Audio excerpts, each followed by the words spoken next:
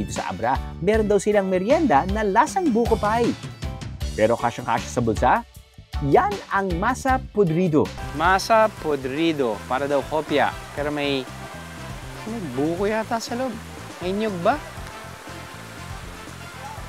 Hindi siya parang kopya.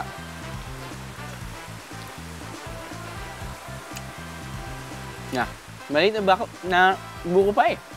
Paano ba gawin ang mini buko pie na yan?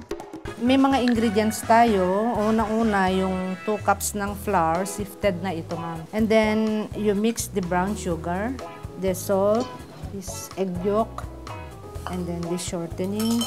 Ito yung mini-mix ko, ito siya. And then, mag-form ka ulit ng another pang dito sa taas. And then, after that, pag yung una, yung dito sa bottom, ilagay mo na yung filling dito.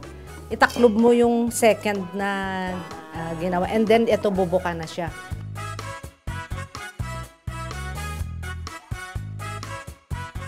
Matapos ang ilang minuto, handa na ang mainit-init pang masa podrido. I have the meeting is a BIA. God!